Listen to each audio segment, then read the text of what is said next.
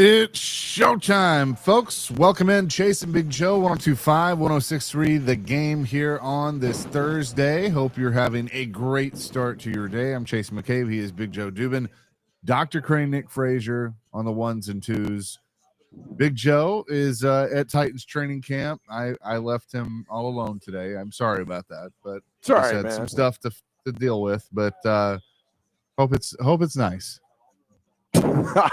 It's day 2 of training camp. Yeah, I mean, Brian Callahan just spoke, and I can tell you with all honesty and 100%, everything he said, absolutely nothing.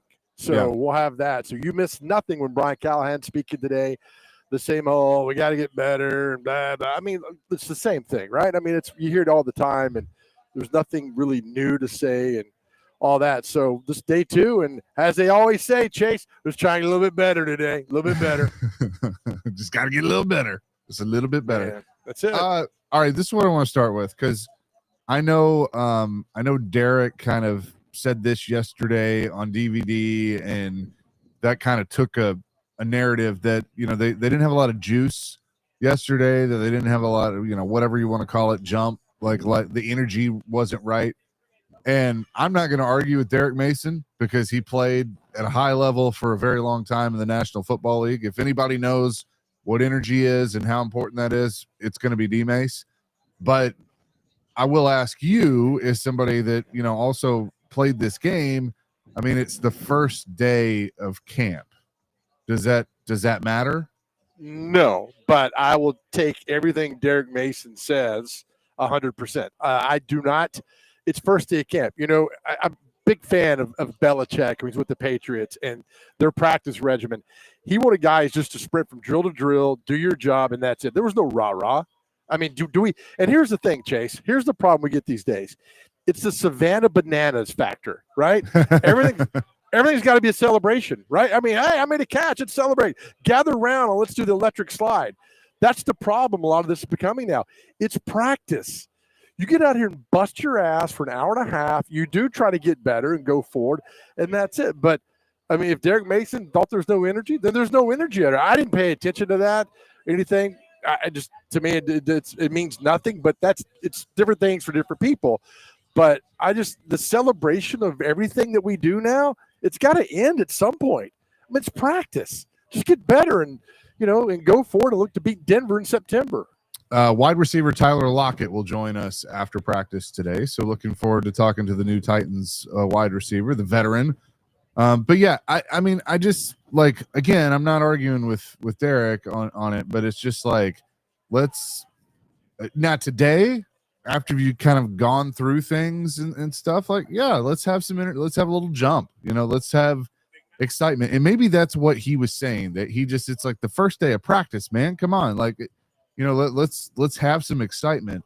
But the other thing is, and I'm trying to keep this in mind and not do this as much, we're going to nitpick every little thing this team does. Every piece of body language, everything that's said, every misstep, every good thing, whatever. And they've done that. They've kind of earned that right. But that's also what we're doing. We've done it every practice since 1997 since they moved in at TSU. I was out there we nitpicked all that. And then 98, same thing, and 99, but we nitpick things because we want them to be better. We want them to do good and see things. Otherwise, we sit out here for 2 hours and we talk about how our SEC Media Day trip, which nobody cares about. So it's what we're out here to see, to do, and what's going on. But it's really hard. I mean, there were some drops yesterday. There's some missed assignments, but it's like a football game. I mean, things happen, and you go forward with that. All the questions still concerned about Cam Ward, what he can do, what he can't do, how much of the offense does he get. And I think he looked fine yesterday. I mean, again, you're throwing against air. Sure. We'll see it again in 2 weeks when Tampa Bay throws everything in the basket against you. We'll see how you do that. We'll see how you do then. So to that point, I'll be able to truly, I guess, evaluate Cam Ward when I watch him get hit for the first time. Show me what you do when some big defensive lineman or outside linebacker tries to knock your head off. And you know, Yeah. do you pop back? Now we've seen you can be like, well, we saw it at Miami. No. This is different. Like, show me in the NFL whether it's one of those joint practices. Well, they're not going to let him hit in the joint practice, but the preseason game, first preseason game, you know, I want to see what happens when he gets hit. That's where you really can evaluate a young quarterback. Oh, you can absolutely do that. You know, there's a game last year Cam Ward played against Florida where everything broke down and he ran for his life and led Miami down the field for – I mean, they beat the snot out of Florida last year at Florida. And watching Cam Ward when things broke down was, like, amazing. But that's there. All right, this is the National Football League. He's not going to be able to do that. So he's going to have to figure things out with his brain more than anything else. And that's what practice is about. That's what the joint practices are for, to see what you can do. I've said all along, man, you do not take it easy on him. You throw everything at him. Now, you don't want to confuse him like first day of trigonometry class. You know, there's some things you hold back on, but I think you just go ahead and throw everything at him and see what he can do. You know, it's funny, I heard Jared yesterday talk about starting Grayson, what's the backup? Brandon Allen, is that his name? I don't know why. Grayson Allen? Grayson Atkins, I don't know who that guy is. Start him game 1 and 2. No, I think it's just his football team. You start him in Denver, you let him go, you let him figure things out and go. I will say, Chase, though, listen to Callahan talk. This is my opinion, Big Dumb Joe's opinion. He sounds defeated, Chase. I mean, he really sounds defeated. And am I thinking too much into this about, all right, I got this bad team, this bad roster. The brass don't think we can do anything. I don't know what to do. And it's just, I don't know, it's in the back of my mind thinking, if they start awful, he's not going to be around. Yeah. I mean, how much pressure is Brian Callahan under besides directing a brand new quarterback who was your number 1 pick? It's just, I don't know. I would not want to be in his shoes. I wouldn't either, but here's what I think he's saying. I think he's going to his dad going, can this offensive line be something? Like, I'm not saying they got to all be Pro Bowlers or all pro or whatever, but I mean, can they keep the kid upright? You know, can you just do that for me? Because again, we keep going back to that. If that happens, then the conversation, you know, then it's going to be all about what Cam Ward can do. Because if he's got an actual protection, but yeah, no, I agree with you. I mean, I think that, I don't know if I'm going to say he looks defeated. I just think he looks like a guy that he's very unsure of where this is going to go. And I mean, I would be too. That's not a knock at him. You like Borgonzi answered your question the other day saying like, yeah, that's the goal, but we got a lot of work to do on this roster. And then the head coach is sitting there going, well, if I got to work with this roster and I got to win football games, and if I don't, I'm going to get fired. Well, look at this roster. Right. What the hell am I supposed to do? That's a great point. I'm curious. You talk about you help around him. You take Ridley Lockett, Tony Pollard, and Chig, all right? You're tied in. Yep. Is that a top 16 skill set in the National Football League? Are they in the top 16? And no, 2 receivers, the 1 running back, your tight end, and your quarterback. Are they top 16 in the National Football League? No. Are there 15 better offensive skill sets, starters, better than this, what the Titans got? That's a good question. Probably. I mean, yeah, I would say yeah. Because here's Pollard, I'd put Pollard in that group in running back. Like, if you're just breaking it down by individual, I would say Pollard is in the top 16 running backs in the National Football League. Is that fair? Absolutely, it's fair. All right. Ridley. Calvin Ridley? Yeah. Can be, and I think has been. Should be. You're paying him so much money. Lockett is the one where I would say not anymore. I would say he was, but I would say not anymore. Now, if there's more left in the tank and they can, kind of get him back to where he was a couple of years ago, then I would say, yeah, Chig is not. That's the tight end. Not at all. The tight end is the weak part. And look, I think a lot of people are hoping that Gunnar Helm is going to be the one to take that, but he's a rookie. He looked bad yesterday. He dropped the ball, missed some assignments. Coach is spending time with him. I know he's a rookie. I get all that, but Yeah. he's got to get going fast. I mean, they need him fast to get out there and get going. I'm just curious. I mean, because I think Pollard is a really, really good running back on this football team. And if him, like John McClain said, if Cam and if Cam and Pollard can become buddies and rely on each other, then there's a little foundational piece there to go on. And I guess what I'm trying to say, there are some foundational pieces with this football team. You know, offensive wise, it puts up points, but defensive wise, ay caramba, man, Thanks, that's Bart. bad. It might be as bad as I've ever seen the defense out here. You can weigh in on our text and phone line 615-737-1025, driven by WilsonCountyHyundai.com. David from Watertown talking about Brian Callahan says he just sounds flat in his message. That's a good way to put it. He does. Sounds flat. I mean, there's no. I mean, I think some people are born with the fire and brimstone, and some are not. I don't think you acquire that.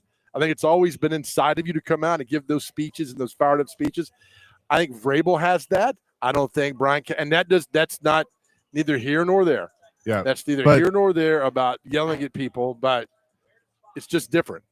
But to that point, I think what you just said has to do with a lot of the ways that we feel about him at this point. We'll discuss that and much more coming up next. Again, live today at Titans training camp. Big Joe is, and all of our training camp coverage is presented by, if I can find the liner, that would be wonderful. Parman Energy and Macero in 12th South. We appreciate them for being on board. It's Chasing Big Joe, 102.5 The Game.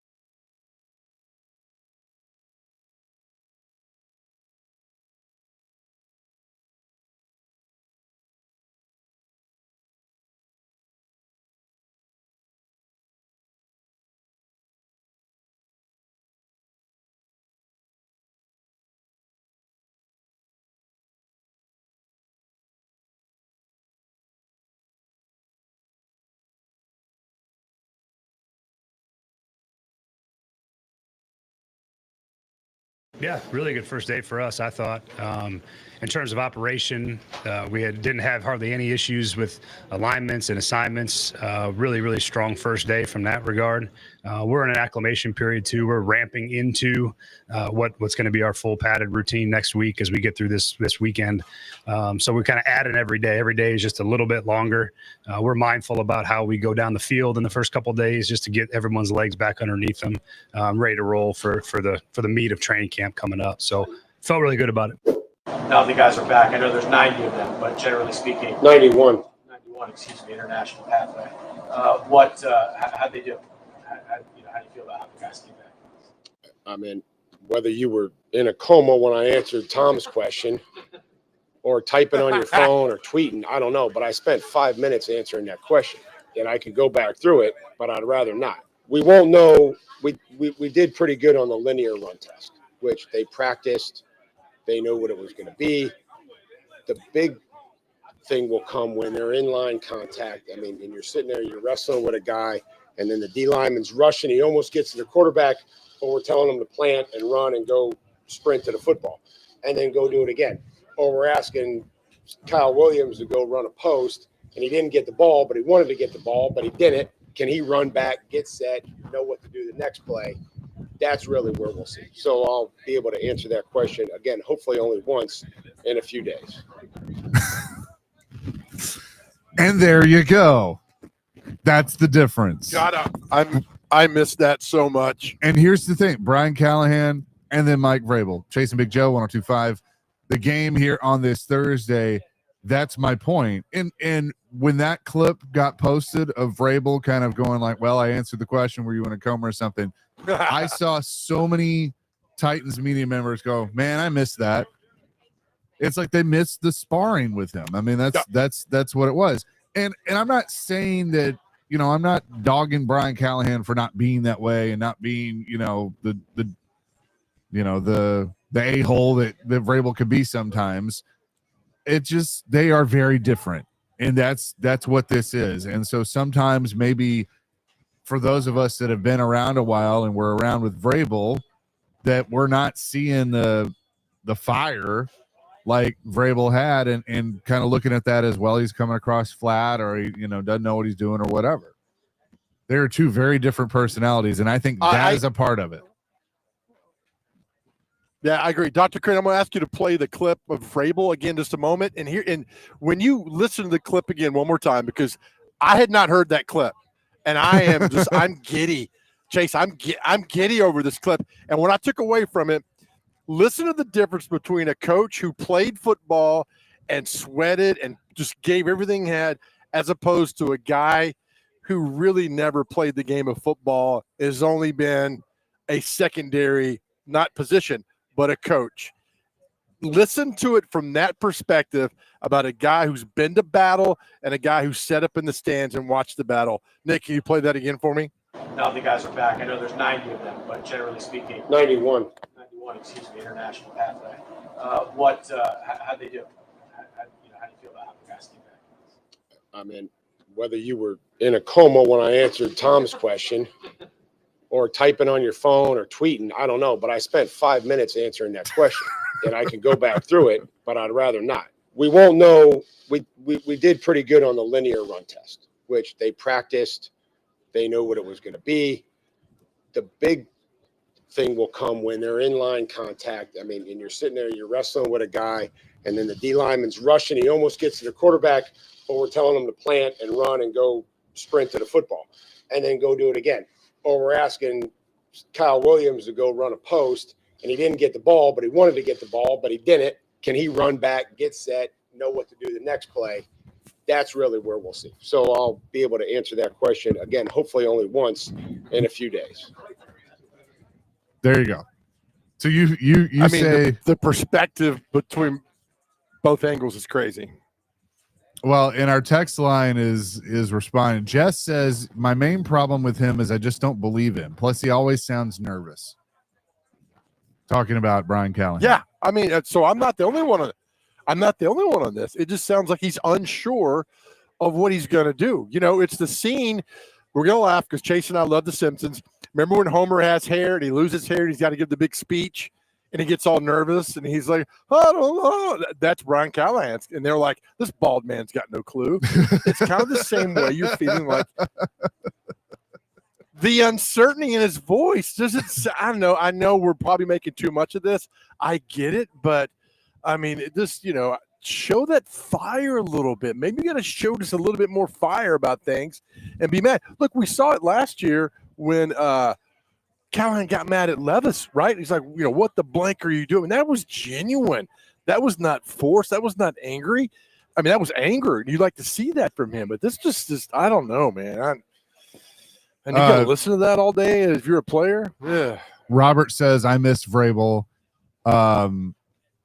Lenny says, blah, blah, blah, blah, says Callahan. The Patriots are going to crush the Titans when they come to Nashville. Chris in Nashville says, Vrabel was legit. And then 1255 said, did I miss the Titans rehiring Vrabel? Every show on 102.5 has played this Vrabel clip repeatedly. Well, listen to the context that we're playing in. Yeah. We're making a point. We're All doing right, a comparison repeat, here. I mean, whatever. Well, I mean, you and I are 9 to 11. We 9 to 11. We figure out what's our show 9 to 11, and I had not heard that clip yet, and now I think it's absolutely fantastic that I'm hearing that from Vrabel. Look, we get out here, we'd laugh at Vrabel because when I was working at Channel 4, you come out and you shoot practice, like, all right, where's Vrabel? He's over there and talking to somebody. Then you look on the far edge of the field, he's like geared up, fighting Jeffrey Simmons and teaching him how to go through a drill. I'm not saying that makes you a great coach, but it just adds something different. That's why all these guys love playing for him. And we called out guys that weren't doing their job. That's Belichick-ish, which is fine. Do you remember this summer when Jeffrey Simmons did the Nashville Game Changers podcast with Jill Jelnick, right? And he said there was a clip that we played a lot of, last year. It's kind of like with Vrabel, you walked in day one and you knew what the expectation was and you knew the culture and all that stuff. We were trying to establish that last year with Callie is kind of how he put it. I'm paraphrasing, but that was basically what he was saying. And it's not that he was saying Callahan didn't know what he was doing. He was just saying that it was very apparent of what Vrabel expected. And I think that's to your point of a guy that played the game at a high level, that played for Bill Belichick, and then that was certainly different when it went to Callahan. And Joe Rexroad has texted us saying Callahan played high school and college football just like Big Joe. That doesn't count. Not with what no. It counts, but to the point of what Vrabel gets out here and does and relates to these guys, it's fine. Callahan, I don't see the energy, passion that you want to see from a head coach. You just don't see it. Now, is that good or bad? I don't know. But I know what we're comparing it to. We're comparing to what we saw with Vrabel. Even Malarkey a little bit got kind of upset at things. That doesn't count. Munchak came out here and kind of told you what's going on. Fisher was great and all that. But, yeah, I just don't – some guys, Joe Rexroad, aren't built to be a head coach. Brian Callahan is not a head coach. I'm sorry. He never did anything to prove to us he's a head coach. He never called plays. He never did all that. And now they're getting this. So you got a terrible coach who's leading a terrible team. It's going to end badly. All right, that's it. So if that's you go in the mindset, all right, that's what we got. Then go out here and do your thing and be fired up and be passionate and be mad and say, look, we're going to win football games. We're going to fight like hell every single day. The things that your general manager and president laughed off on Tuesday, get out here and do that. But when you're comparing Vrabel to Callahan, look, what's the Einstein thing? The definition of insanity? Keep doing the same thing over and over again, expecting a different result? That's what you're expecting out here, right? Get a little fired up, a little pissed off. Doesn't hurt anybody. Let's go to the phones, driven by WilsonCountyHoney.com. Jack wants to weigh in on Mike Vrabel. Jack, what's up? I really do hope that Brian makes a go of it. Like Joe, I'm not really sure, but I'm hoping for the best. Mike, Vrabel wasn't gold-plated, but all you got to do is ask yourself, how many men come in here and get to the playoffs with 82 players he got from a temp agency? Not a lot. That's a good point. Thanks for the call, Jack. Great point. No, I mean, and look, that's a great wasn't that an NFL record? right? And you had the Yeah. number 1 seed in the AFC. Yeah. Chase, you and I out here sat here last year and saw that with the Simmons incident on day 1 of practice. And we were like, oh, boy, this is not good. You Yeah. should have tossed him. And I know we keep going back to that. It's beating a drum over and over again. But you saw that. And that comes from being a confident leader and not a damn country club atmosphere. That's what it's become. That's what these guys want, a country club atmosphere. I was going to ask Callahan today, look, do you have a hard stop at practice at 10:30, or do you have to get clearance from the league rep or your team rep if you need to go to 11 o'clock because the practice is going so bad? I want to know. I want to know these things, right? You got a limited amount of time on the field. Make the most of it. But if things go bad, can you extend that time and keep working hard out there? I'm sure Vrabel would probably ask for forgiveness instead of permission. We'll do things like that. And I know we'll keep comparing that, but the thing is, we have – go ahead. Vrabel would say, I'm the head coach, and it's my job to get this team ready. If I got to get a fine from the league, whatever. Like, he wouldn't care. Right. But Joe Rexford, if you're listening, if you think Brian Callahan is going to turn to a good head coach, no, it ain't happening. And he doesn't have, the players and all that, but we were unsure of his hiring at the beginning. He never called plays. Never. We asked this years ago to Tim Hasselbeck, I'd love to get into his mind and just all the football stuff he's got. We talked about why John Harbaugh, because he's like, John Harbaugh was not an offensive coordinator. He was not a defensive coordinator. He was a special teams coordinator. And Tim said, look, that job is, you're still coordinating, you're still leading, but it's the one job that touches every single player on your roster. Everybody worked with John Harbaugh and did that. When you are basically an analyst sitting up in the booth and you're making suggestions to Zach Taylor on plays with the best quarterback in football, tell me what that does prepare to lead an NFL team. Absolutely nothing. And the result, 3-14. You couple that with a bad roster. It's bad. Keep the calls and texts coming, 615-737-1025. I will say this because Jacob has taken a little umbrage with what we're saying about Vrabel, because, we did say that there were times where, hey, just answer the damn question, especially towards the end, he would get extra prickly, and, we kind of got tired of that, and that's true. But there was a difference. There was what kind of you're seeing now in the early days of New England is the passion, the head coach that played the game. At the end, you could tell he was just miserable and tired of the BS. And that helps no one. That was my thing. Whether you agree with that or not, Jacob, thanks for listening. Appreciate that. We'll get to Trey and Clay. We'll get to you coming up next. Live at Titans training camp today. It's Chase and Big Joe, presented by the Omni Nashville Hotel, 102.5 The Game.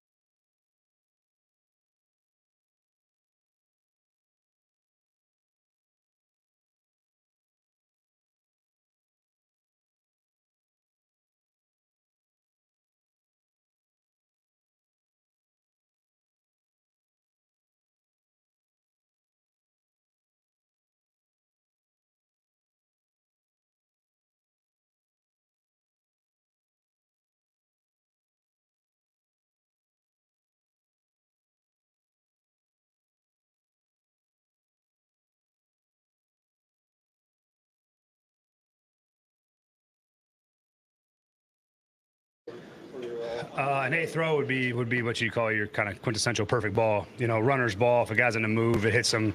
He doesn't have to break stride. Doesn't have to move his body. It hits him right in his hands, where he can just catch, tuck, and run. That's kind of the best way I can describe an A throw.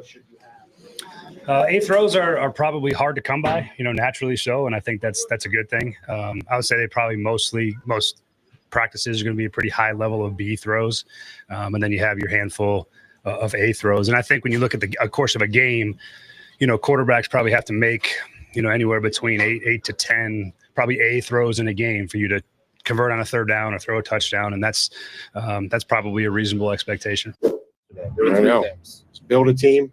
Okay. Remember, Mike? Earn a roll. You remember the last one? Prepare to win. You guys are on fire today. We're off to a great start. So if we can do those things, there's a reason I try to do this. I don't claim to be the smartest person. So if I can just try to find some things that I think are important for the team and the individual, and then kind of coming back to the team. So if it looks like we build a team and there's some cohesion and guys are enjoying being around each other, are they competing? Are they taking care of each other? And then our guys starting to figure out, hey, this is going to be my role. I'm going to go try to dominate that, whatever that may be. And then ultimately, are we understanding these situations, and can we try to win a football game? So, again, Brian Callahan and Mike Vrabel, our little mashup. Chasing Big Joe, 102.5 The Game, live at Titans training camp today. In our text line, I mean, look, it's kind of all over the place. Craig in Knoxville says, the reverence for anything Vrabel by local media now that he's gone is very strange, especially given how he made a sport out of showing media up in pressers. And then he says, I wish I was at practice to see Boomer Big Joe shaking his Diet Coke at the clouds while he rants about anyone that coaches different than his preferred style. That's actually a pretty accurate description there. Thank you, whoever you are from Knoxville. Craig. Thank you for that. That was pretty funny. Craig. Let's go back to the Thank phones. Craig. Trey wants to weigh in on the Titans. Trey, what's up? Hey, how y'all doing today, guys? Good. Long time no talk, but hey, I just wanted to say that, you know, I haven't called in a long time because I'm really without words, and I just want to say that, you know, if this fails, I would blame Amy, because she hired Bergonzi. He didn't have any experience. She hired Callahan. Callahan got hired. He didn't have any experience. And what are they expecting to do anything this year? What are they expecting? And who's going to be the downfall guy? And y'all have a good day. Thank you. Thanks, Trey. Appreciate it. Well, look, I like Bergonzi to this point. I mean, I got to see it. We got to see the roster build. We have a ton of texts that have popped through that somebody was saying that Callahan, like, sounds like he doesn't know what he's doing, and that Brinker probably loves that. Guys, Chad Brinker hired him. Chad Brinker doesn't want him to fail, because then it's a fail on him.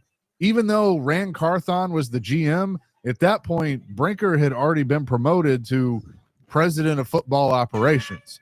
Brian Callahan is a Chad Brinker guy, whether he wants to admit it or anybody else wants to admit it or not. You got to put those dots together there. As for Bergonzi, I still don't know exactly what kind of power he has.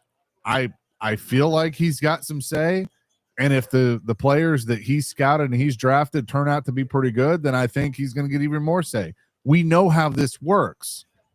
Whether she's changing her ways or not, we know how this works, that whoever is doing good ends up getting the power. That's what's happened the last 3 or 4 years with this team. Do you want a hot take real quick? Sure. I think we've had a couple already today. Well, here goes another one for you. A hot take that you're going to really enjoy. The fact that I'm telling you right now that Brandon Allen has a much better arm than Cam Ward.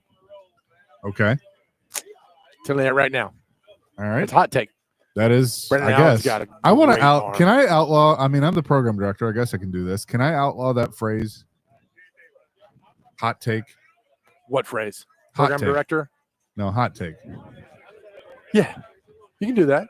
Do whatever you want. That's right. Okay. I Yeah. don't know. It just, you have a How strong about opinion. I've got a take?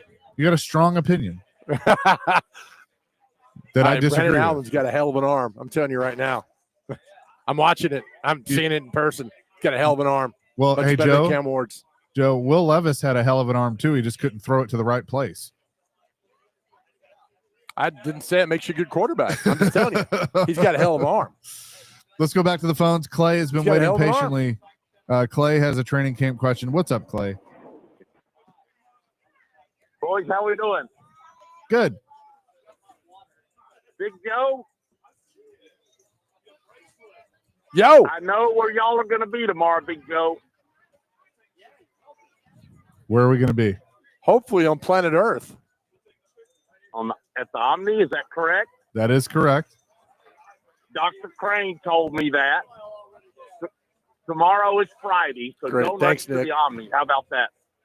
Okay. Well, we need to have a conversation with Dr. Crane, but yeah, swing by. Anyway, I agree with that last caller. You know, I put most of this on Amy. You know, Chase, you and I are Cowboys fans. We both love the team. Can't stand Jerry Jones. Now we got Titans that maybe have an owner that don't know what he's doing.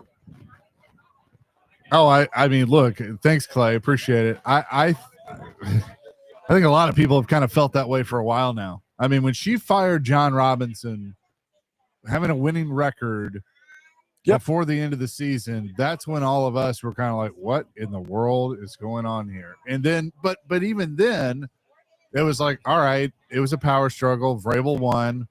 This is weird timing, but okay. And then it kind of appeared that, all right, maybe that wasn't the case. Maybe she was just pissed off that he traded A.J. Brown and he just torched them.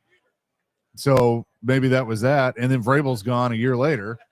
So, yeah, I mean, she has put her team in this position. Now, it kind of looks like she's backed off a little bit and is letting Brinker and Borgonzi try and fix it. Whether they can, time will still tell. Because if they can, Well, again, a lot of that she is is her dependent father's on- daughter. Yes. Yeah, I mean, so she grew up knowing her dad meddling in the football team. Sure. And so are we trying to convince ourselves that, you know, that the John Robinson thing was not what happened on that Sunday in Philadelphia? Are we that stupid that we've convinced ourselves that's not what that was about?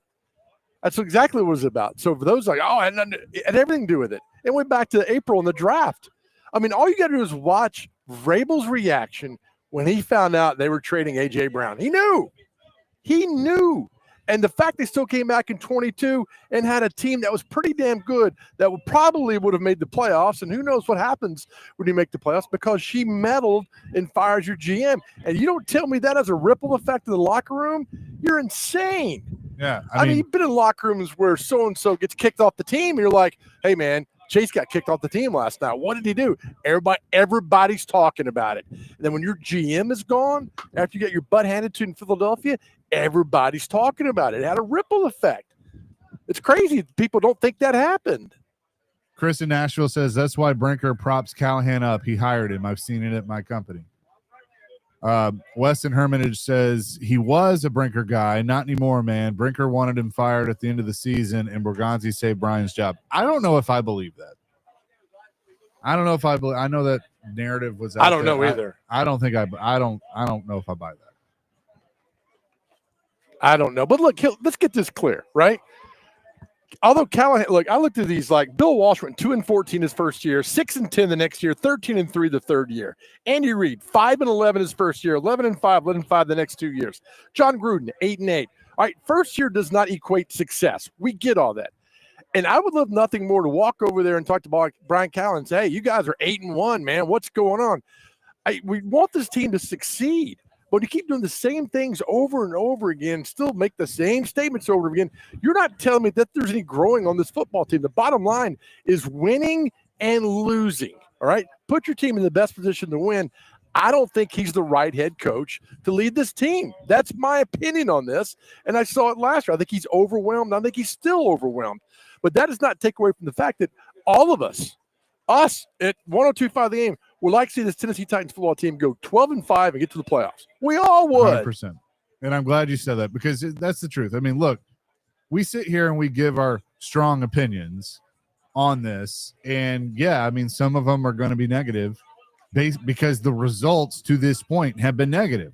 So, I mean, that's the response you're going to get. But at the end of the day, I'm in this business. I'm doing what I do because I was a 12-year-old that was crushed watching Kevin Dyson be 1 yard short of the end zone. Like, I am a fan. You know, you grew up in this town when pro sports didn't exist. So we're in this because we're fans. We want them to succeed. It's good when they succeed. But quite frankly, they've been in their own way, and they got to get out of their own way in order to be able to succeed. We'll take more of your calls, more of your texts. Coming up next, 615-737-1025. Chase and Big Joe are live at Titans training camp today, presented by Macero in 12 South and Parman Energy Group, 1025 The Game.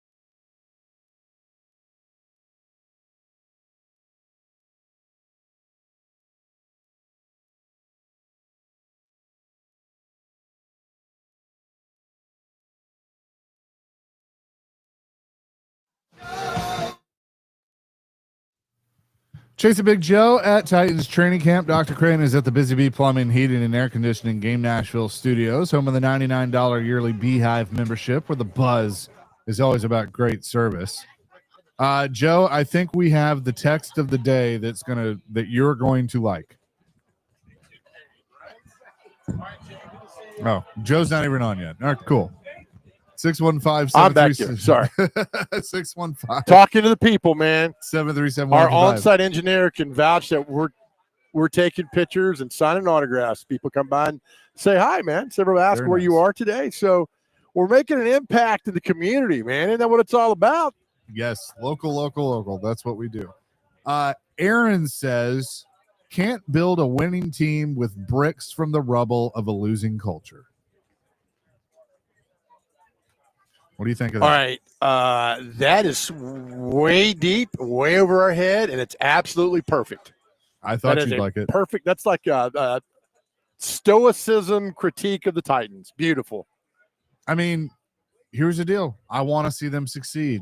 I want to see them win the Super Bowl. I would love for us to be doing a show on Broadway, watching the Lombardi Trophy, be passed down, by different cars and everybody being excited. But the history of the franchise, especially in the last few years, kind of tells me that might be a pipe dream. And I hate that. I don't want that. I want a successful football team. Like, it's training camp. You're out there today. We were there yesterday. We're going to be there next week. Like, this should be fun. This should be exciting. We should be talking about the play on the field and that, hey, man, these guys are looking good. But the problem is we've been so scorned the last several years that it's like, I'll believe it when I see it. That's how we feel. No, you're. I'm sorry. Cam Ward just dropped in a perfect pass and double coverage, and it was great. Nice. I mean, really nice pass. No, you're correct with all that. I mean, that's the thing is, that's why people laughed at my question the other day. I was like, tell me. I mean, and if this team isn't, then why not? I mean, you have the opportunity. You draft. You build players through free agency, make the right things, evaluate guys. There's a lot that goes into making this happen. And that's why I still think, we talk about the skill set of this football team with Cam and Calvin Ridley and Tyler Lockett, Tajay Spears and Tony Pollard, and some offensive linemen that are coming together. I mean, there are some good foundational pieces here. And I hate to see this football team go 3-14 again, and then Calvin gets fired. Then where are we next year? I'm bringing my guy in next year. All right, and we start over again. There we go. We just keep starting over again and going back. Yeah, my guy. Can you ban that too? Hot takes and my guy. Ban those two things. All right, done. Consider it done. 615-737-1025. Mike in Lebanon says, I wonder how close we are to seeing an Adams versus the City 2.0. We remember what happened between Bud and the City of Houston. Could that happen between Amy and Nashville with a terrible team and an expensive stadium? Will the people give up on her ability to run the organization? No, she's already won, dude. She got her stadium. Like, she's won. Got her stadium. Yep. Yeah. So, I mean, she did. She got her $2 billion stadium. Did you see the release yesterday that every team made, or the NFL generated record revenue last year with like $13 billion? I mean, it was like the Packers publicly have to disclose, because they are a publicly owned football team, have to disclose the numbers. And when they do that, all 31 other teams' numbers get how much revenue sharing goes on. And the fact these teams make so much money, and here we go, Joe in a soapbox, ban that word too, Chase, soapbox. Here you go. The fact that the city of Nashville, with the worst roads and elementary schools that are falling apart, invested $1 billion in this stadium when they said they weren't going to. Just breaks my heart when the NFL can write a check for the stadium, at least for a large part of the stadium. And it just breaks my heart that they don't, it's just because they know the city's going to do it. And it just, I don't know, not a fan. Nobody cares what I have to say. I understand that. But still, when the city could look to the NFL and say, you pay for it. And they could have without blinking an eye. Yes, sir. 100%. We'll have much more of this discussion coming up in hour number 2. We'll also give Joe's analysis of what he has seen so far from training camp. Tyler Lockett scheduled to join us as well. Chasing Big Joe, 102.5 The Game.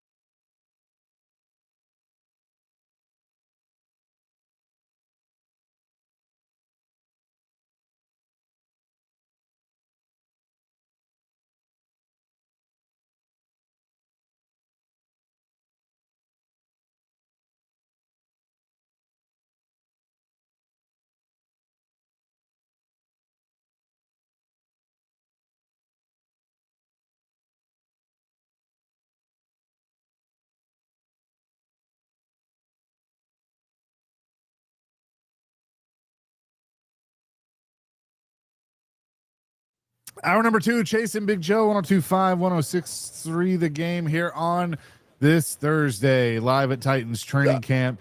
Is Big Joe. Tyler Lockett scheduled to join us when practice is over today. So looking forward to talking to the new Titans wide receiver after day number 2 of practice. Now, Joe, I'm going to be honest with you. I know there are some rules on what you can and cannot say with being there, but overall, your observations of what you've seen so far. Cam Ward I think he's a good quarterback. I saw him dropping some passes in double coverage that were just perfect. And I can't tell you who's lining up, who he's throwing to, and all that. But I'm telling you, he's the real deal, man. He's a good quarterback. He's a real deal. He's a reason that 99.999% of the draft experts picked him to go number 1, talked about him for what he could do, and just watching him out here is just he's something else. Build around him, you got something.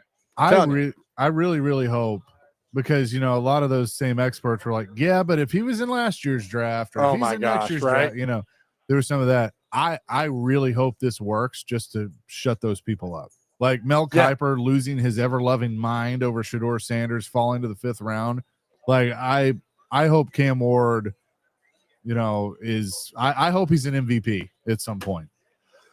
Yeah, I mean, and just watching him, I mean, look, come out the huddle strong. Look, can you make the throw? Can you run the offense? That's the bottom line of what it means. Hell, I could go out there and look good standing in the huddle, but once the play snapped and get bounced on my bottom, it ain't going to happen. But, I mean, he's a smart guy. I mean, McClain said yesterday, from his time in Houston at Incarnate Word to Washington State to Miami and then now here, I mean, he's just always been a guy like, just believe in me. Let's go do this. But I'm telling you, and I said earlier to Brandon Allen's got a better arm, which is fine. You made a good counterpoint. Like, well, so did Will Levis. That's a great counterpoint.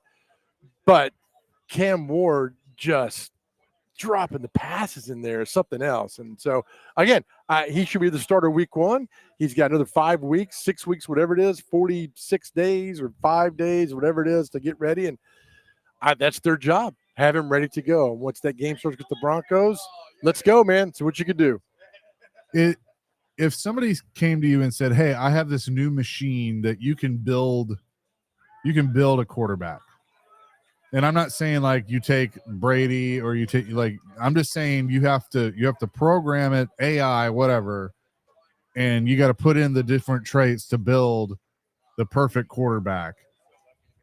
I think Cam has some of those traits based on what you just said and then what I've seen to this point. But like, he's got to have the IQ. He's got to have the arm. He's got to have the stones. Like, I mean, all those things. What are you plugging into the machine? This is already the perfect quarterback's already played the game. You know where I'm going. Dan Marino was the perfect quarterback. When you have Elway and Brady and Peyton and all those guys saying, yeah, Dan Marino's the best quarterback ever.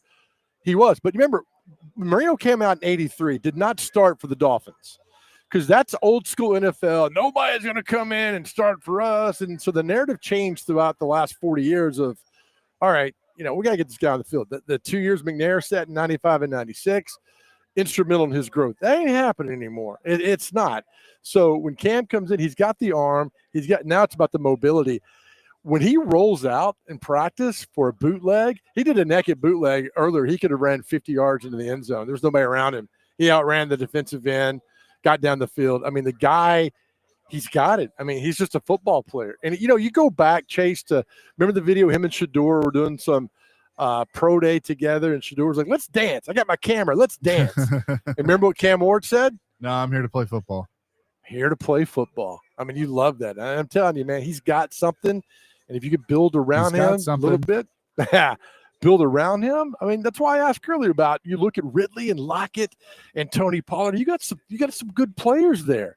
Now fill in left and right. It's not like you're starting from scratch. You got things going on. We talk about that Denver game. Imagine they go to Denver and beat Denver on the road. I mean, how fun. And you come back next week to Nissan Stadium versus the Rams. Nissan Stadium, you announce Cam Ward coming out? Come on, man. Look, all of the stuff that we've talked about in the first hour, and again, the negativity that is there because that's what the results have given us. That it's just a negative view on this team. That can all be wiped away if this works with Cam Ward. Brian Callahan can save his job. He can be the head coach for the next 5 years. Chad Brinker, Mike Borgonzi, they can be the heroes that the Titans fans have been looking for.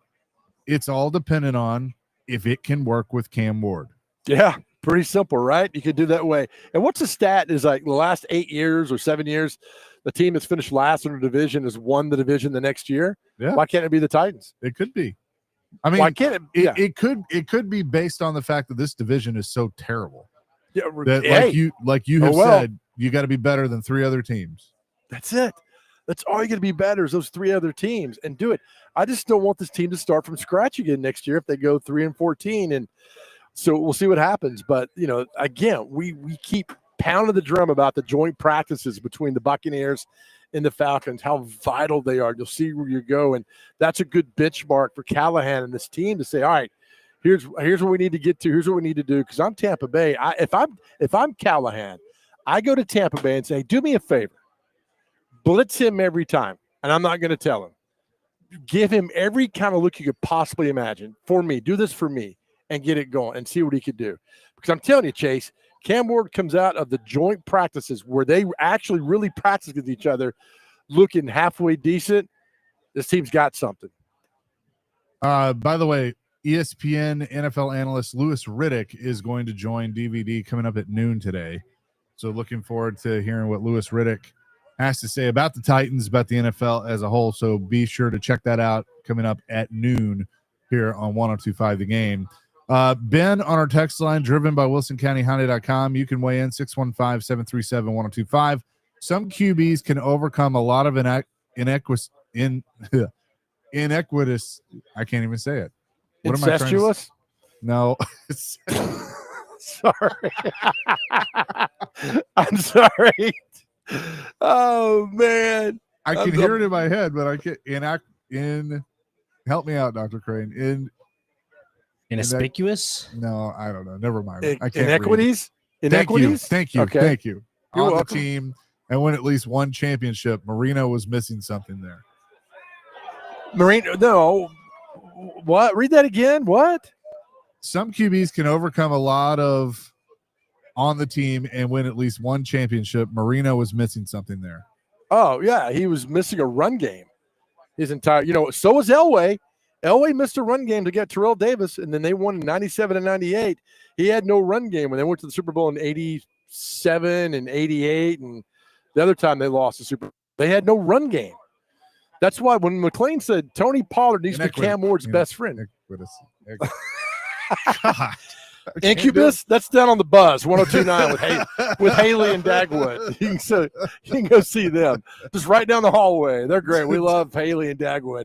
But that's why the run game is so vital. I mean, you look what Tannehill had with Derrick Henry.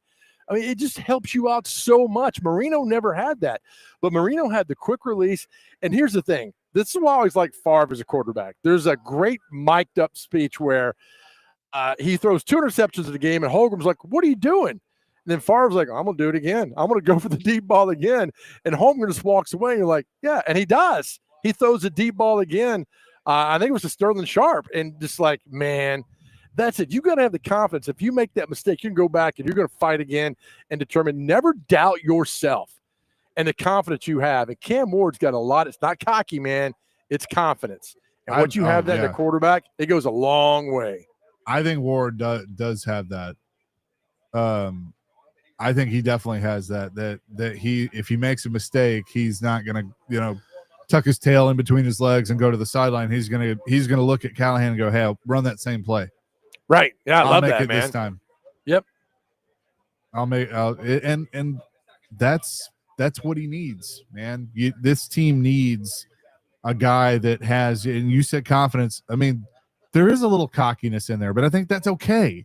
Like it's controlled. That's what they need. Yeah, in the fiery speech. If Callahan's not going to give it, let your quarterback do it. Look, they all know he's the leader now. They know he's a guy. We go he's in. The he's captain the guy. now. Yeah. Hey, look at me. I'm the captain now, and that's what he's got to do. And they know that. But we've reading the reports of all places he's been, he's took control within like a day or two being on the practice field. He's doing the same here. I think it's good. I think it's a great pick, and now you build around him and let it go. I mean, you've got to look. Here's the problem: you got a head coach who's an offensive guy. You got an offensive coordinator who's never called an offensive play in his life. Then you got a quarterback coach, and Bill Hardigree. Who are you listening to? Who do you default to? Right, the quarterback coach and Cam Ward have to be thick as thieves. They got to be like Red and Andy in Shawshank. Those two have to be really, really tight. Because your OC is dealing with a lot of other parts, your head coach is dealing with the whole team, but your quarterback coach is your guy. My position coaches in college, we had the best relationship. I could go to him and say, hey, I screwed up. I messed up this test in class, or something's going on in my personal life. That's your counselor. That's your therapist. And that's what Bo Hardigree's got to be to Cam. And they can get that relationship solid like that.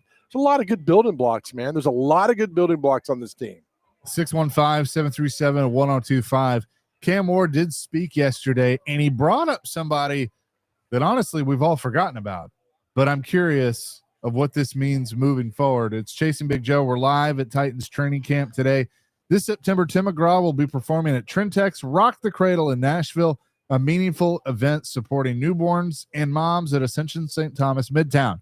Get your tickets now at rockthecradle.org. More coming. 102.5 The Game.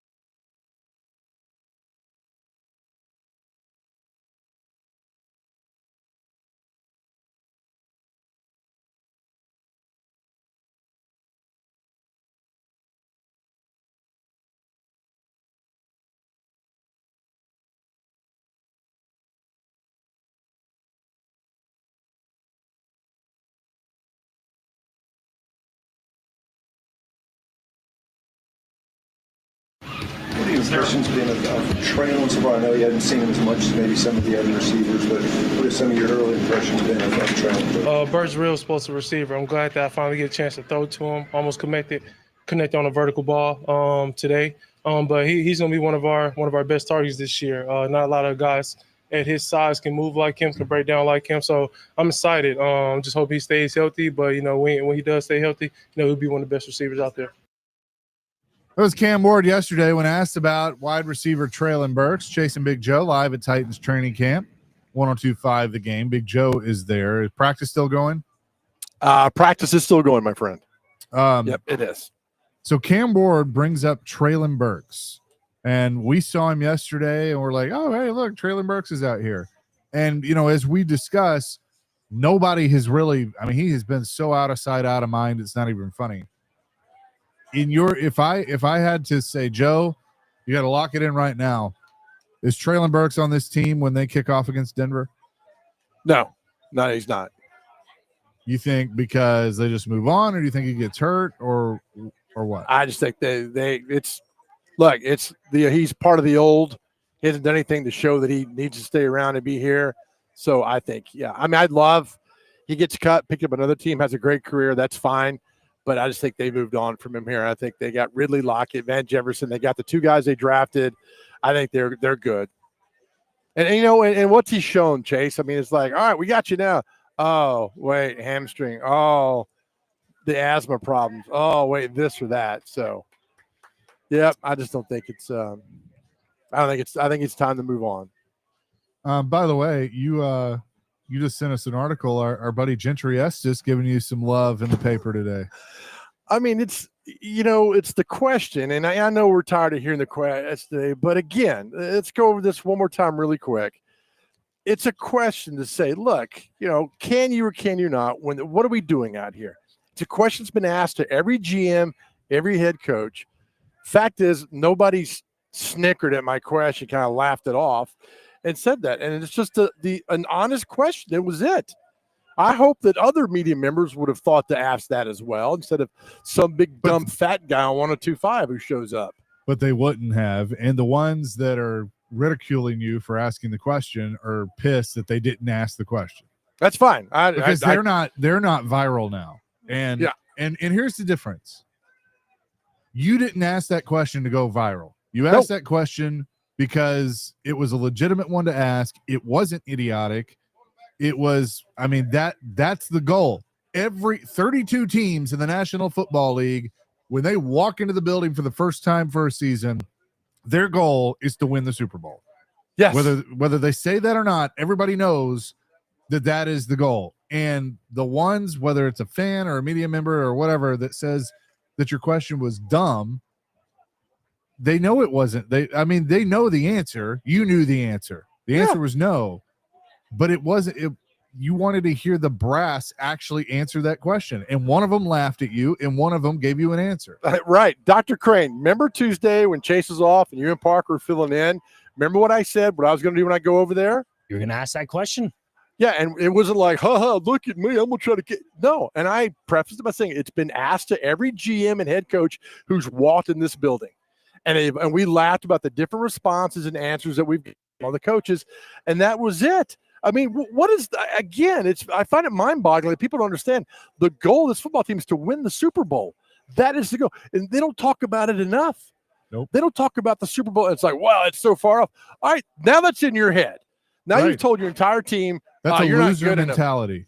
Thank you. That is a loser mentality. Whether this roster is good enough to win the Super Bowl or not, which they're not, and we know that, those guys, all 91 guys that are in training camp right now, best believe we're going to win the Super Bowl. You know who we praised last week for having that mentality? Diego Pavia, the quarterback of the Vanderbilt Commodores, that nobody in their right mind ever would say Vanderbilt could win a national championship. But guess what?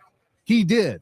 He's like, that's my goal. I want to bring a national championship to Vanderbilt. And everybody looked at him going like, all right, go ahead. Yep. Like that's that confidence. That's that belief. If Cam Ward got up there and said, hey, by the way, Big Joe, I heard your question. Hell yeah, we're good enough to win the Super Bowl.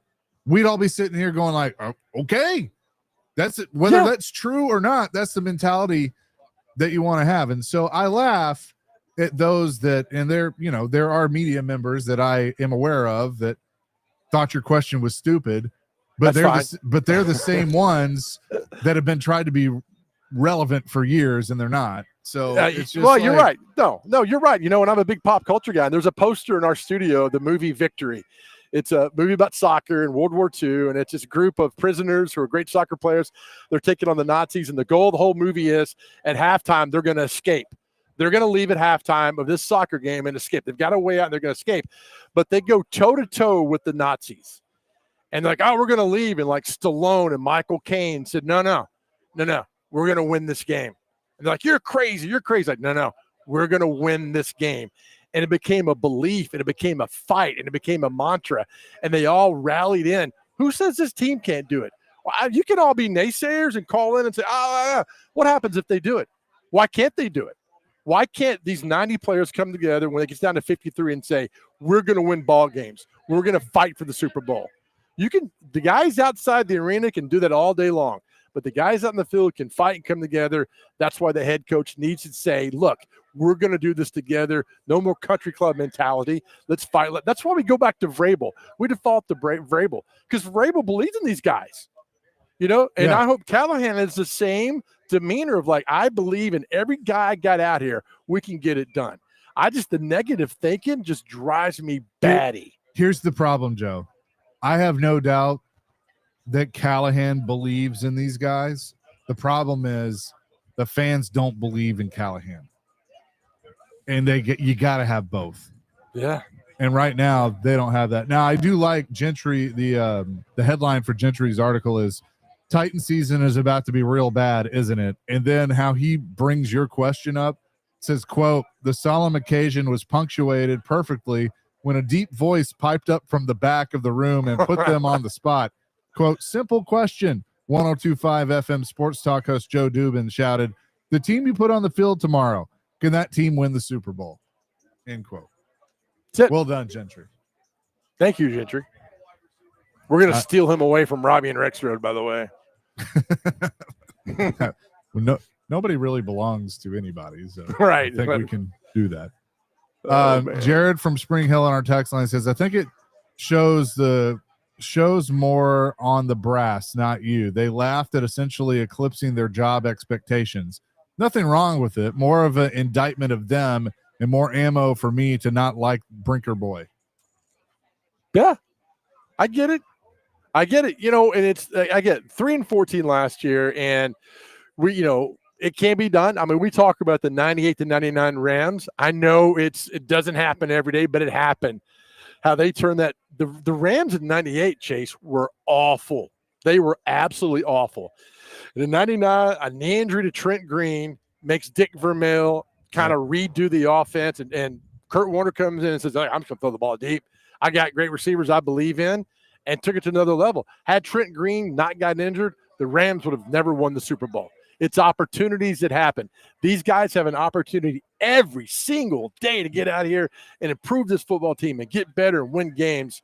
Let's see what they do. They might say they're going to go 13-4. No, but who knows, right? Do you want to go in the season like, we're going to win 2 games. Which 2 are we going to win? We'll see next year. Just that negative mindset drives me insane. Well, like let the players determine it. Like the fans last year saying, like, well, just tank the rest of the way. Gosh. So you can get the number 1 draft pick. By the way, I mean, look, the news coming out today out of New York, Justin Fields was carted off with an apparent leg injury. I mean, Tyrod Taylor's the backup. Brady Cook, the rookie from Missouri, is on the team as well. I mean, is that their story? Is this Trent Green 2.0? I'm kidding. It's not. I'm kidding. Good. I'm glad you said that. Sarcasm. Hashtag sarcasm. Good. It's a dislocated toe, according to Dr. Crane. Ouch. NFL insider Dr. Crane. Who break more stories than anybody else around here. Yeah, by the way, the Unathletic now adding 2 NFL insiders, Dr. Crane and Rick Merritt. So that's awesome. Goodness, I'm telling you, buy in the Athletic right now. Free subscription. It's a free subscription. Where the other what's the other Athletic? It's free if you pay $69.95. a month. A month. And with a yearly fee of $500, you get it all done there. You can make those checks out to Chase and Big Joe, Right. care of 1025 The Game. Oh, yes. 615-737-1025. Derek in Goodlettsville said, can't believe you referenced Escape to Victory. Great movie, Big Joe. Yeah, if you've not seen, that is my favorite. I told you, Rocky's a love story. Rocky's not a sports movie. We had this argument, and so I'm going to tell you again, it's a love story. Victory is one of the greatest sports movies of all time. If you've never seen it, go watch. Stallone, Pele's in it, Michael Caine. It is an amazing movie. Anytime you can kick the Nazis' ass in a movie, it's fantastic, and that movie's fantastic.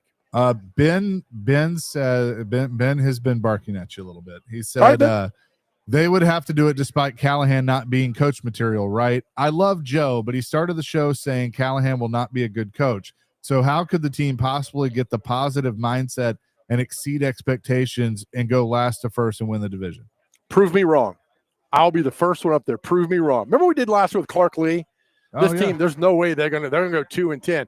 They go 7-6. And we told Clark Lee to his face at media days what we said and said, I'm sorry. Yeah. I am sorry. He's like, that's okay. Nobody believed in us. And I was like, there we go. All right, Except we get it. they believed in themselves. Yeah. So prove me wrong. I have a small sample size of you last year going 3-14, not knowing what to do. Prove me wrong, and I would absolutely love it. I would love it. You know how he can start when they start those practices against Tampa. I guess Tampa's the first one, and somebody, I'm not going to say a play, I'm just going to say somebody on his team, gets heated, throws a punch or whatever, kick their ass out of practice. That's how you can start. Or if you're Callahan, go over and punch the Tampa coach. And just say, hey, man, we're not here to play. We're here to practice. And then take off and get it done. But no, I'm serious. Prove me wrong. I am all about proving me wrong. I'm going off what I saw last year. I'm going to be honest with you. I wouldn't punch Todd Bowles. Why not? Let it go, man. He might hit back. Hey, you're going to get, what does Rocky say? You're going to get hit back. You'll get knocked down. It's whether or not can you get up. Thank you. Thank you, Rocky. You're welcome, buddy. Practice still going? It is. Cool. They're right in front of us right now, and I can't tell you what they're doing or what's going on, but I keep telling you, Cam Moore looks good. Well, we are supposed to have Tyler Lockett join us at the end of practice. It could be like yesterday where we robbed some time from DVD, but we will see. We will come back with more from Titans training camp. Chasing Big Joe, 1025 The Game.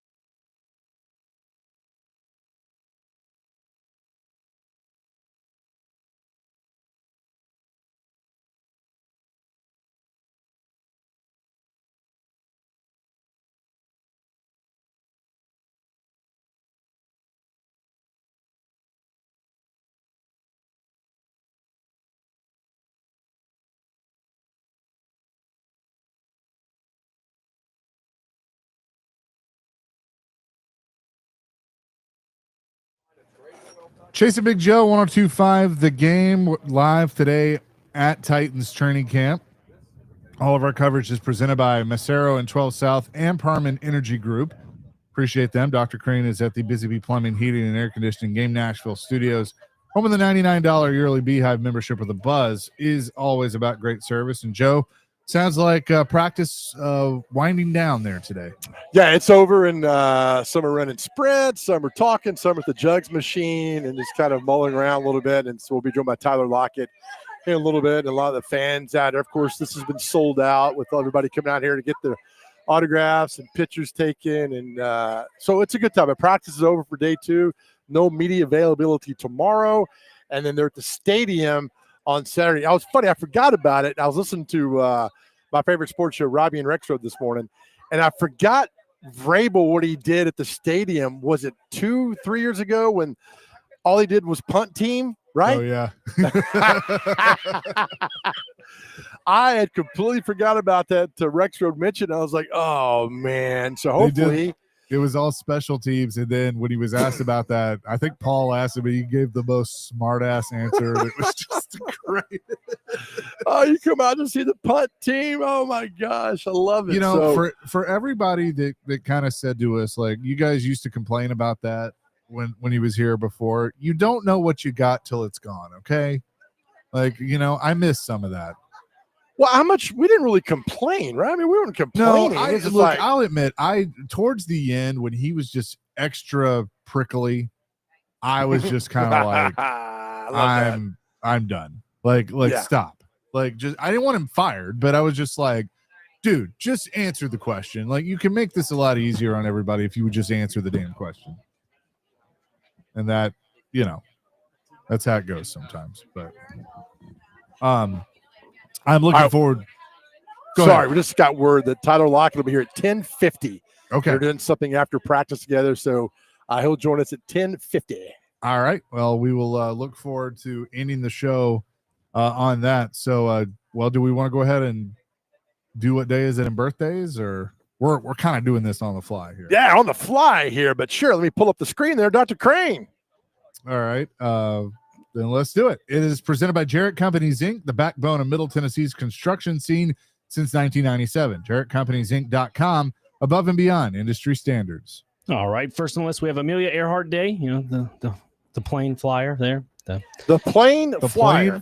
I mean, one of the most pilot? important people in the history of aviation. Yes. That chick who flew a plane. I didn't say that. You did. Cousins Day is today. Earth Overshoot Day. Not sure what that is. National Drive-Through Day is today. National Refreshment Day. I'm sure Joe got a few of those at the. That's rude. Well, I'm just saying, you got the ice cream, you lucky dog. Still rude. Let's see. National Tell an Old Joke Day. It's every day. I got one for you. Oh no. What kind of lights did Noah have on the ark? Oh no, what kind? Floodlights. Oh. You shut up. Today's National Tequila Day. That's Joe's today. favorite. Yeah. Oh, well, hello. That might help out your jokes there, Joe. I don't know. National Thermal Engineering Day is today. Pioneer Day. And to wrap it up, I'm going to try to pronounce this to the best of my ability. It's a type of wine. National Shiraz Day. Shiraz, I don't know. What's she on? What's happening? What's up, Roz? Oh, man, you're the best. Yep, absolutely. That's all we got. What's up, Roz? All right, time for celebrity birthdays. I'm pulling it up right now. Here we go to see what we got today. All right, our first birthday, celebrity birthdays. How old is Kramer? Michael Richards. How old is Kramer? Tequila. See what I did there? Keep it going. Kramer is 64. 70. 76. Wonder Woman, Linda Carter. And man, she is beautiful. I have a story about her, actually, but I'll save that for another day. Linda Carter, 74. 77. 74 exactly. Your story worked. You tell that on Big Joe Primetime. I can do that. After hours. Actress Kristen Chenoweth. She's a tiny little girl. She is 40. 44. She's 58 years old. Are you kidding? My, Wow. she's beautiful. Jennifer Lopez, J-Lo. 54. 52. 56. Chase up 3-0. Chase getting it done today. Don't know who this actress is. We're going down. Don't know who this is as well. Hey, how we doing today? Pretty good. Okay, great seeing you. Actress Anna Paquin. Wasn't she in one of those little dumb vampire movies? Anna Paquin. Maybe. She played Rogue in the X-Men film. Oh, okay. 44. 50. She is. Hold on, I went down too far. She's 43. What'd you say, Chase? Pause. 43? 44. 44. All right, so Chase up 4-0. Actor Dan Hedaya. What was Carla's name? Carla's husband on Cheers. Oh yeah. 77. 81. 85. Actor Chris Sarandon, who we just had on the show about 2 months ago. How old is he today? 73. 75. 83. Actor Robert Hayes for the most quoted movie of all time, Airplane. 78. 80. What are you smoking over there, Chase? He's 78 exactly. You're up 6-0. Director Gus Van Sant, he did Good Will Hunting, was one of his movies. 72. 73. 73 exactly. Dr. Crane's getting smart. 6-2. Attaboy. Country singer Pam Tillis. Maybe it was Memphis. Did she do that? Maybe it was Memphis. Man, maybe it was Memphis. Maybe it was, I don't know. Maybe it was Ole Miss. Stop it. Pam Tillis, I'm going to say 65. 69. 68. 6-3. Dr. Crane coming back. Dwayne Wayne from a different world. Kadeem Hardison. How old is he today? 68. 65. 60. Come on now. Country singer Gerard Neiman. He sang the hit song, I Pray for You. Or Jared Neiman, whatever. Is it Jared? It spells Gerard. It's Jared Neiman. I'm going to say he is 47. I'm going to go with 54. 46. Chases up 7-3. We still got plenty to go, people. We're not even anywhere close to being done. Let's see. Singer Jay McGinnis of The Wanted. Nice little band there. It's good to be wanted. Yes. 54. 57. 35. The mailman, Carl Malone. How old is Carl Malone today? 63. 67. He is 62. Chase again. 8-3. Chase, you're the best at this, man. Barry Bonds.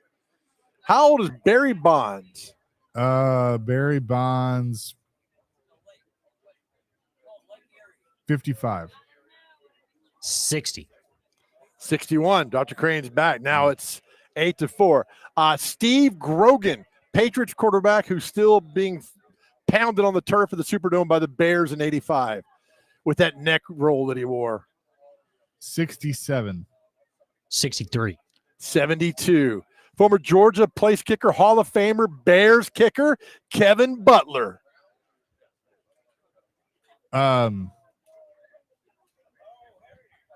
58. 61. 63. Dr. Crane battling back. It's now 8-5. Brian Blades, former NFL wide receiver for the Miami Hurricanes, played in the league for a long time with the Seattle Seahawks.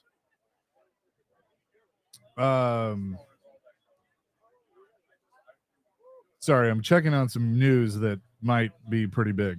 So looking at something. Who did you ask about? I don't remember. Brian Blades.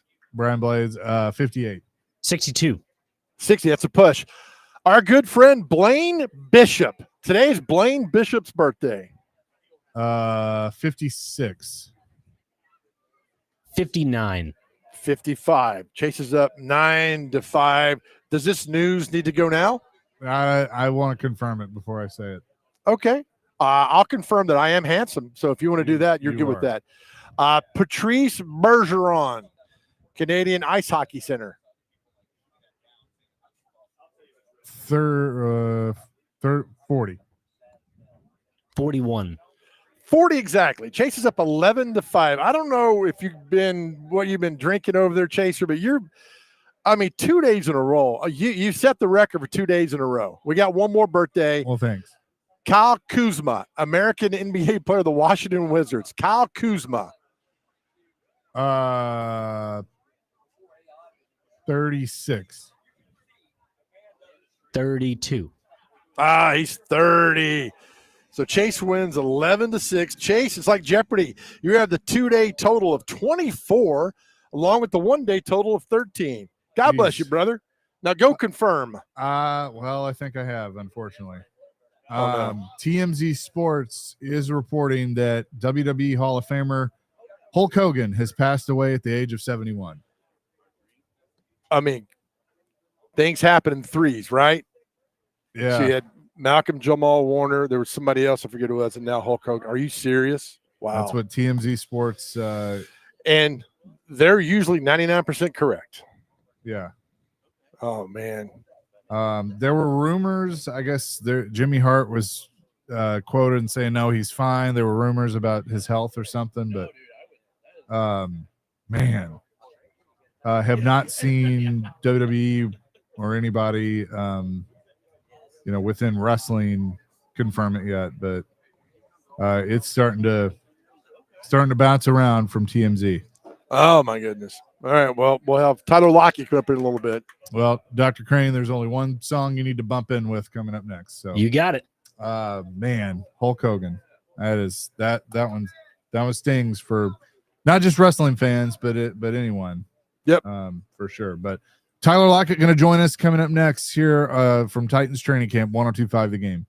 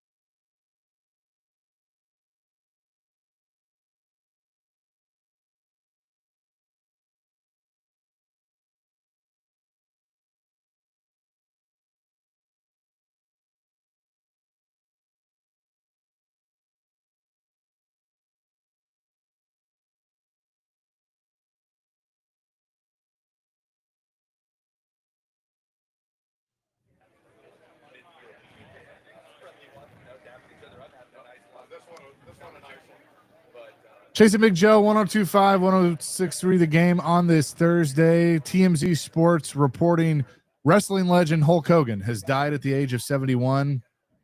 Waiting to get more details on that. Now all the wrestling sites are picking up on it as well. Just a shock as someone grew up watching pro wrestling and the Hulkster. I mean, wow.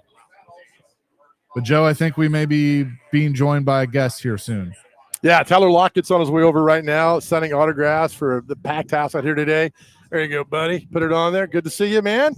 And let's welcome Tyler Lockett to the show. Tyler, good morning. Can you hear good? How's that sound? Okay. Oh, it sounds great. Is this for me? It's all for you. Oh, all about hydration. I'm telling you, man, when you come over here, it's like a 5-star resort. Okay. Yeah, okay. So we Where's got the this. water?